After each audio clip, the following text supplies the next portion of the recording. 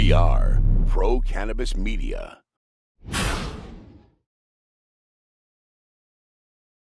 So, you want to get in the cannabis industry? Well, imagine you've procured a location in Massachusetts and a cherished host community agreement for a dispensary in the Bay State. Now, you've applied for your license and they need a certificate of insurance, but no one wants to insure your company.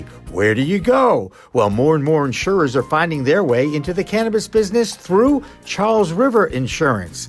And Bill Perrier and Gerry Kennedy sit down with me, Jimmy Young, on In the Weeds next. This podcast is supported by Revolutionary Clinics in 3 locations now in Massachusetts, 2 in Cambridge, 1 in Fresh Pond, and 1 on Mass Ave in Central Square, and 1 on Broadway in Somerville. Revolutionary Clinics, where the patient comes first. Hi, everyone. Welcome to another edition of In the Weeds with Jimmy Young. This podcast, of course, is available on our social media channels on YouTube and on Facebook, as well as all of your favorite podcasting networks. That would be your iTunes, your Spotify, etc., etc. Now, joining me in studio are 2 gentlemen from the Charles River Insurance Group, Gerry Kennedy and Bill Perrier. Bill and Gerry, thank you so much for coming into our office studio here at Pro Cannabis Media. Thanks for having us. Thank you very much. I've also enjoyed your banter already, and I know this is going to be a fun interview, but the first question, it's kind of serious. Gerry, we're going to ask you, how did you get into the cannabis insurance world? Well, we had worked with a gentleman out of Nashville, very good friend of mine, Kramer Hendricks. He had a vision to start a group called Safe Herb, and he had a passion for it because it's fixing a lot of problems, and what we clearly saw was a critical path not only to provide insurance but also to provide possible solutions, because the data that's coming out of the cannabis industry goes far beyond what we do for insurance. Part of our passion that came from that with Kramer, we had kind of hooked up and chatted about where we saw cannabis was going. He didn't realize I had a head injury, and the use of the CBD products, which came from the hemp-based products, actually had been presenting as an opportunity to get over TBI, PTSD issues that come with a severe head injury. And all my good friends here in Boston said I should have hit my head sooner because they like me a lot more now, so that's another matter. That's why they're good friends. Yeah, that's right. So we went down this path, and we, a couple of years ago, met in Cincinnati, and it's kind of wearing my Cincinnati gear today. That's your Miami Redhawks gear. Yeah, got my gear. Where you fly into Cincinnati and then drive to Oxford, Ohio. And if anybody's never been to Oxford, Ohio, don't. Unless you like corn. At the Miami University Unless you campus. Like corn. That's right. So, unless you're a corn guy. So we met in Cincinnati, and we really strategized a process. And we actually came back here to Boston, and we started interviewing some of our own clients. The unique thing about cannabis is that there is such an innovative group of people because there was no baseline for the business. Nobody had the magic sauce. Right. So you had plumbers, you had insurance people, you had doctors, you had all these people become an amalgam, people going to get a license. But one of the holes in the donut was able to access insurance, because without insurance, which is the DNA of business, right, without it you don't open your doors. Right. So we decided to do this, and we started with a very, very basic program, and now we're one of the premier programs globally. So we represent that program here in New England. There are very few people that do it. There are other carriers out there, but we, as we like to say, party with a purpose. So saying a party with a purpose, is that trademarked? It will be. It will be by 3 o'clock today. I freaking love that. Okay, I love that. And since Bill's the one who actually made the contact, what have you found to be the biggest challenge in the cannabis insurance space? Sure, letting people know that it's not a get-rich-quick scheme. Mm-hmm. Far from it. It's not the gold rush of the old days. It takes a lot of time, a lot of energy, a lot of ups and downs, and a lot of money. A lot of money to get involved. Just to get started. Just to even dip your foot in the pond or in the lake. Just to, So that's what then the second part of that is educating people. Because I get calls all the time when people say they're Mr. Smith, Mrs. Jones, from wherever, and they want a quote. Just give me a quote. And you just start cracking up and falling off your chair, because That's not how insurance, maybe if you have a French fry cart somewhere, yeah, maybe I could do that, but you don't sell insurance like that. And we don't sell insurance, by the way. We do risk transfer and risk mitigation. We don't really sell insurance policies. Gotcha. Risk transfer, risk mitigation.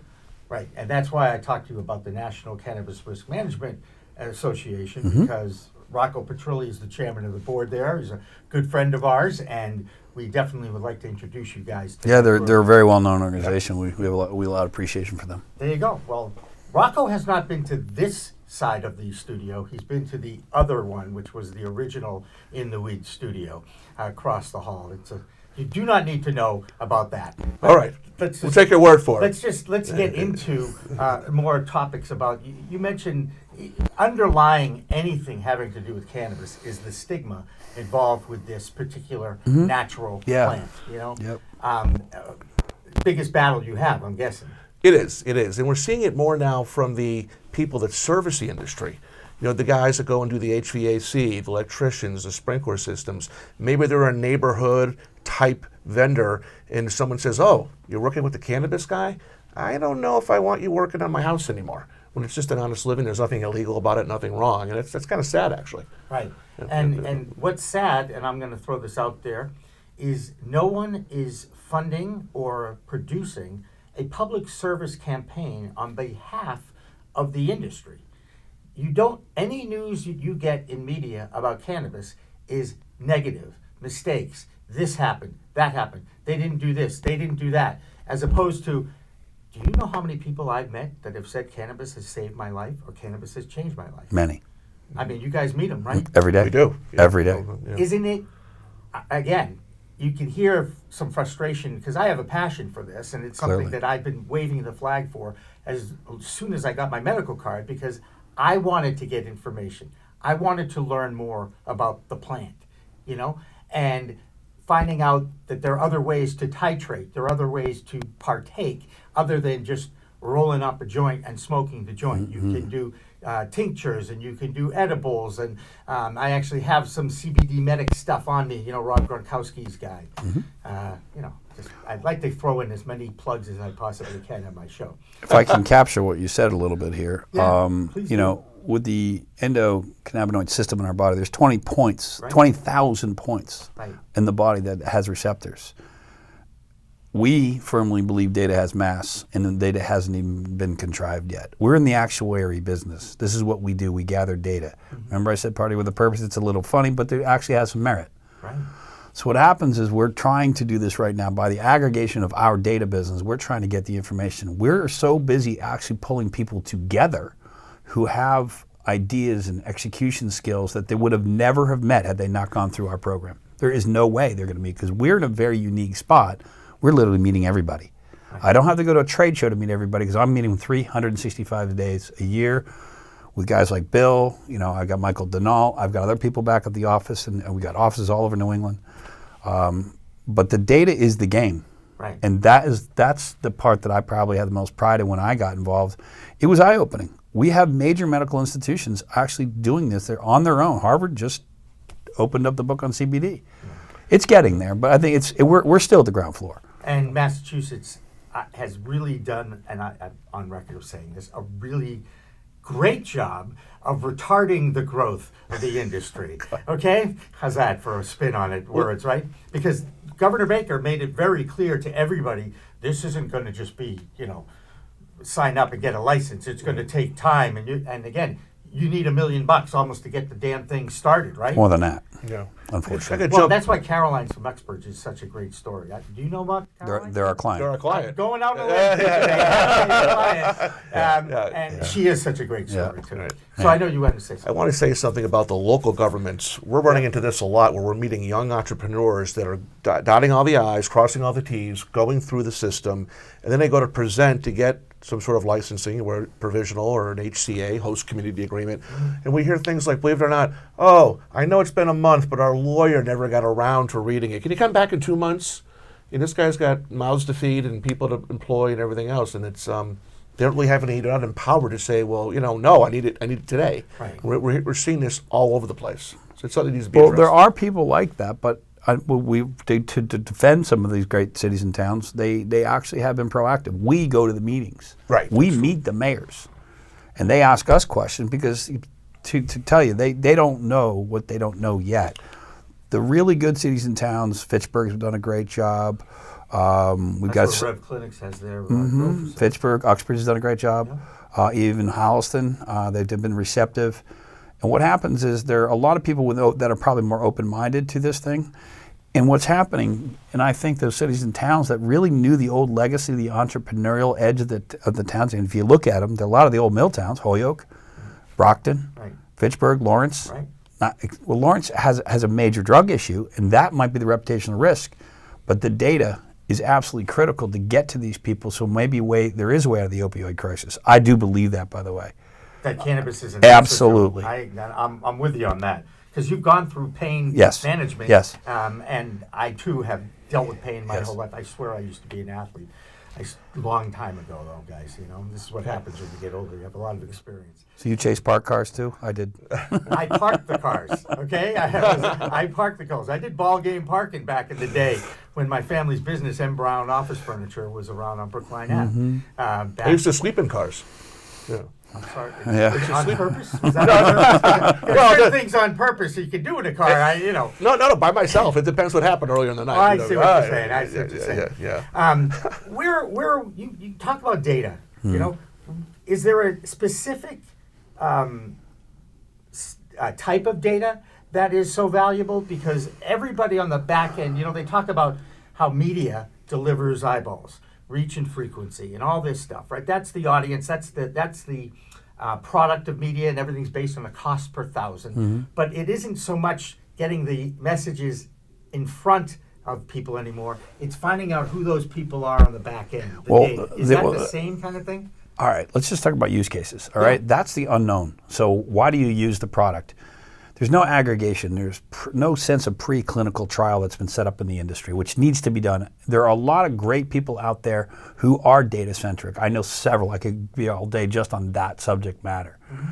So what ends up happening is now they're grabbing the data and they're trying to grab it with a purpose, but the one thing they're doing in this industry better than anyone, including the big name brands, media companies, we'll leave them out, but if they get the data on a bilateral basis, they're putting QR codes on the vials and the bottles, the tinctures, the cans, the edibles. They're there. Right. Well, that's where the SDS sheets reside.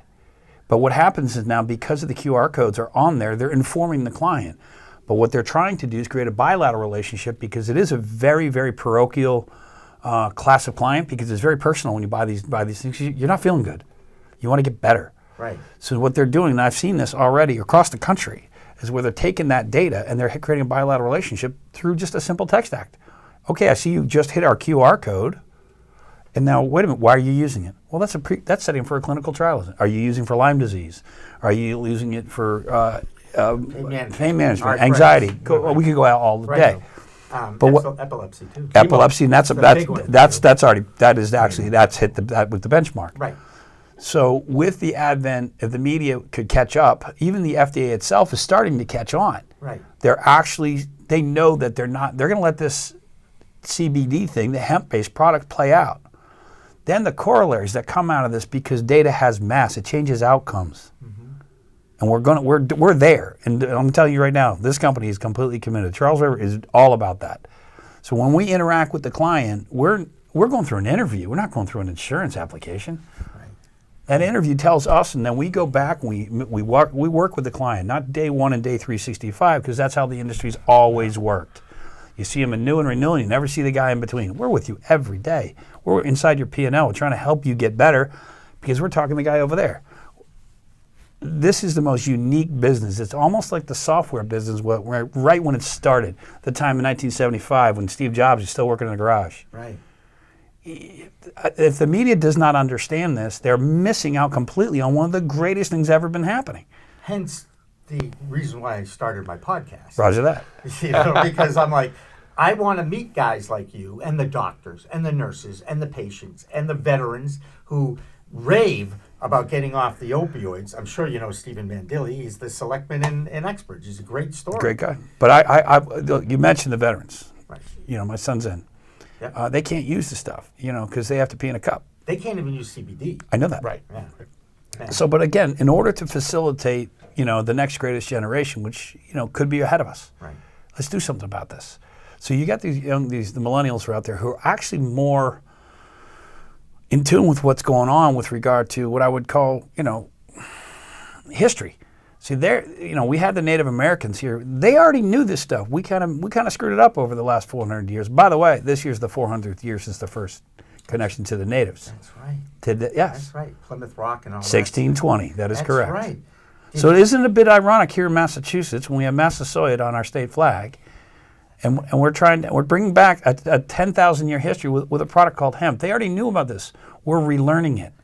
Don't you think that the Native Americans greeted those guys on that Mayflower with a peace pipe? No, I think they. I hope they did. I think they probably had the same shock that they had. They were shocking out, who are these guys? Right. Where'd Where'd they come from? Yeah, but you know what? I'm very close with some of the native tribes here in Massachusetts, and believe me, they're here. Yeah. They're very ingrained in this. Good. And because if there is a time to give back to those who have been most impacted on the war on drugs that failed, this is the time. And the Native Americans and anybody of color certainly has been vilified and picked on, and it's. I feel so bad. I think the better word is indigenous. Yeah. They were here before us. They were. Oh God, the natives. Oh my God, Native Americans. Absolutely. I don't mean to get heady on you. I had a conversation. You can get heady. I had a conversation. It's going to go over my heady, but no, it won't. No, it won't. If you look at who was here when the first contact was made, okay, and then unfortunately, there was a viral issue where they didn't have the immune system to do it. So we literally changed the order, the way the world could have gone by all these people. Not by there's a lot of bad things that happened, but the human condition and immune systems took these people out. We never got the chance to ask them, and what we never did is get the chance. We never took the courtesy to ask them. Slow down, everybody. It's the 400th year. It's an anniversary of really not getting it right. Maybe you just want to shut up and listen. But cannabis is a gateway, and if you look at any cannabinoid or any, there's so much data that's in that plant, right? And the government they're just scratching the surface now. Not even close, right? Thank God for Israel, by the way, because they kind of led the way in the science and research on this. And they're leading the way in coronavirus, just so you know. Oh, long story. Hey, can I jump in real quick? Absolutely, please do, because this is the Gerry Kennedy show at this point. No, hey, he's the man. I understand. No, I want to say just touch on one thing you had mentioned. We go meet people. It is an interview. Yeah. When we travel, we don't do phone work, video conferencing. Those things are great, but we go to the place. We meet in restaurants, people's houses, everywhere. But we want to let people know that we're getting into a relationship. And again, it's not that 1 in 365 thing that Gerry mentioned. We're getting into a relationship. But when people start saying, well, I don't think I'm going to call somebody else because they have a lower priced product, and we just have to say, I guess this isn't for you. Because you really can't put a dollar, you can and you can't put a dollar figure on it.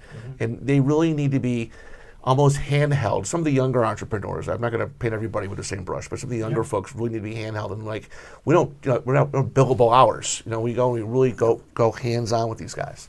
I want to make sure people know that they're thinking of getting in the game, and before they pick up the phone or email somebody, that we're the guys really to at least start with.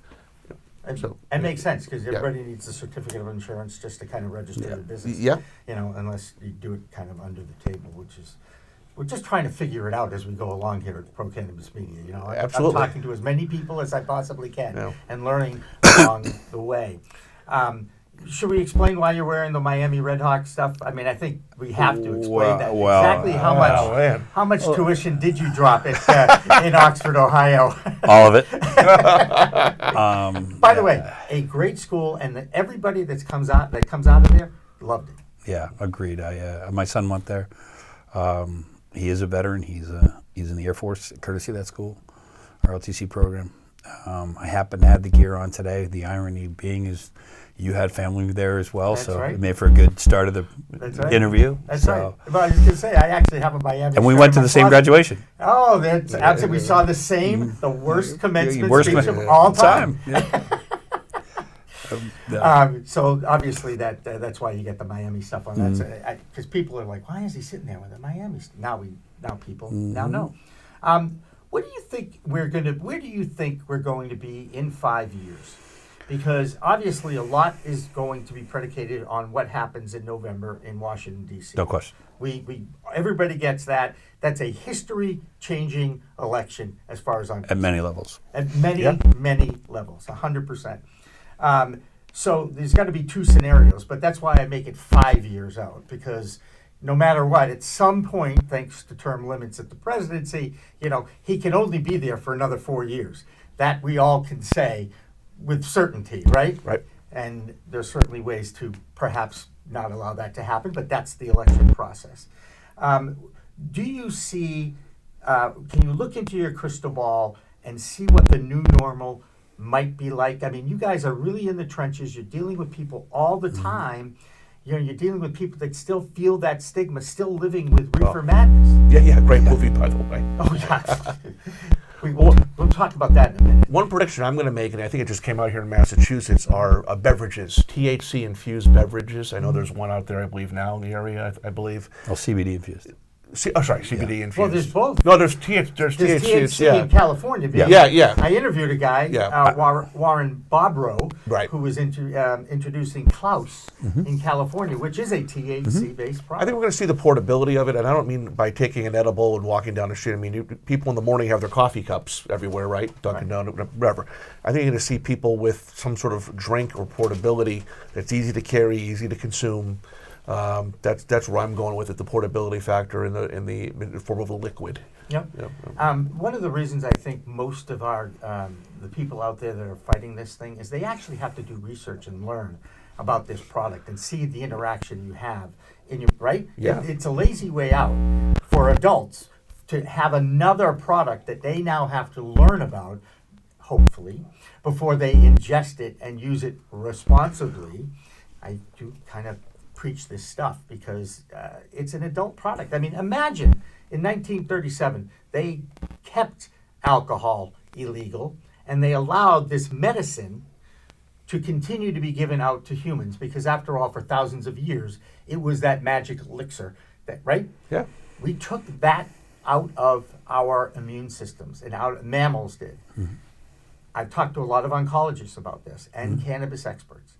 I said, guys, what if they never did this? Tipping point. Would we not have, right? Do you think we'd have the cancer that we've had over the last 3 generations? Yep. No, we wouldn't, because our immune system would have fought it off, right?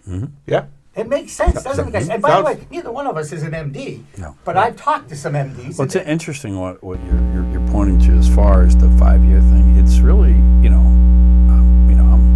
I'm 54 years old.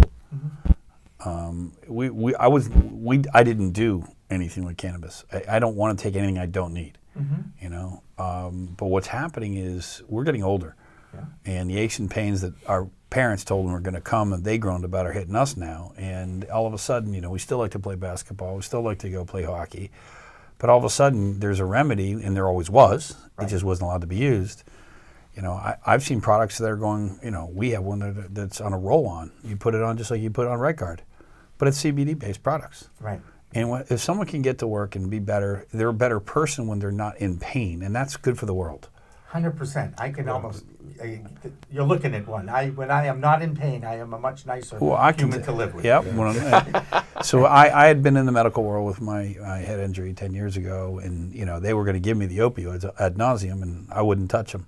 Yeah. I just knew that I knew that. Well, the insurance industry is actually writing all the checks for this because these people are getting sports injuries and becoming addicted. Now they're staying on workers' comp. Right. So we do have a financial interest in fixing this problem, which is kind of ironic moving into the insurance lane. Right. Wouldn't it make sense if the insurance industry solved their own problems? Because right now they're funding their own losses. Right. Well, it's that Western medicine. It's that they got to stop medicine. We go after the symptom. They got to stop doing that. We go after the symptom instead of healing and balancing the body. And if you talk to anybody in integrated medicine, Dr. Ryan Zacklin, I love to drop his name around, from Salem, he's all about this. And he totally understands how the body interacts with the various They got to stop calling it Western medicine. It's medicine. We're all the same human genome. And it's got to stop. And because when I see Western medicine adopt a more holistic approach, and they're starting to. It's Western money. That's all it is. Exactly. It's that almighty dollar. Follow the money. We're going to follow the money. How many commercials do you guys sit through on sporting events for the various drugs that are out there? Right? And too many. Right. Yeah. Mm-hmm. And years ago that was illegal, and why did it be? It was illegal for a reason because you really didn't need it, and it's driving up the cost for the medications. 100%. I mean, so those are advertising dollars that pay for that ad. They had to go through the people that really need them are being compromised. If they really want to do something great, take the ads off and use that money to give to people. It'd be a very simple thing to do, but they won't do that. No, they won't, because we're a capitalist society. And But this Bill started off saying, Yeah. it's not a money grab. There's still that myth out there that I'm going to get in the cannabis industry and I'm going to make gazillions of dollars. good luck with that. Good luck. Yeah, Yeah. it's not going to be that easy for people. That's why I think some of the early investing money has now dried up, and they're like, oh, wow, this isn't going to happen as quickly as we thought. But the people who are still here and still pursuing are coming around. It's as much about the product and the top line growth, but it's also about the data, because there is a residual value to the data. That's what a clinical trial is. Big Pharma is not in this thing because they have barriers to entry. And it's actually been a bit of a blessing because the innovators are here right now and they're flourishing.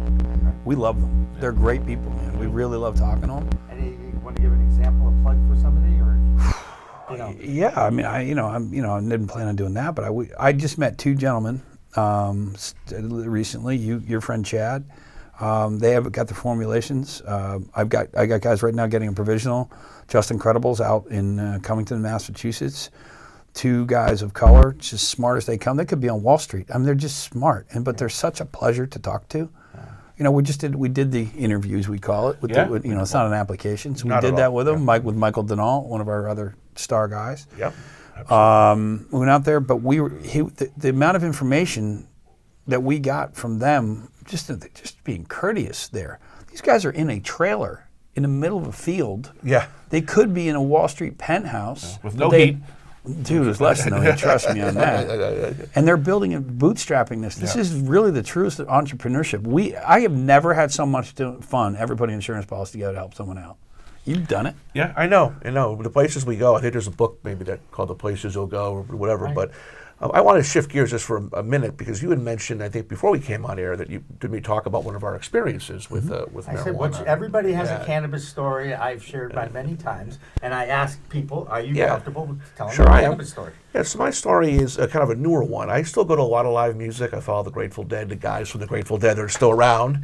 I Right? partied with Bill Kreutzmann. Yeah, the drummer, great. Okay, just saying. And I used to go to these shows, and it's $10 a beer, have 10 beers, right? Taking an Uber home or getting a ride, being responsible. But that's $100 just on beer. So about a year ago, I started dabbling with edibles. It's like $30-$40 for a package of them. You only need a couple, and you got a great feeling for the night, and it's a lot cheaper, and you're not hungover the next day. No, and when you take a sip of a beer or a sip of a drink and you have THC in your system, it's 8 times the buzz. Yeah, it is. Yeah. 8 times the buzz. And that is a doctor quoting. I'm going to quote Jordan Tischler. I'll give him credit. I've learned so much from these most intelligent people I meet, are these doctors and nurses and the chemists, the chief science officers of the testing labs. Have you ever? Yes, I've met them. Yeah. Yes, Do yeah. you know the CDX group? By Yep, any chance? yep, So excellent. Do you know who I'm talking about? Yep. Brianna Cassidy. Yep. She's amazing. There's a groups here in Framingham. There's MCR. MCR, great Yeah. group. That's what's great. You're sitting here meeting these geniuses, and they're the ones that aggregate the data. The formulas haven't even been formulated yet. Right. And if the media would just follow the ball on just one of these guys from cradle to grave, it would be one of the greatest documentaries. And we have them right here in our backyard.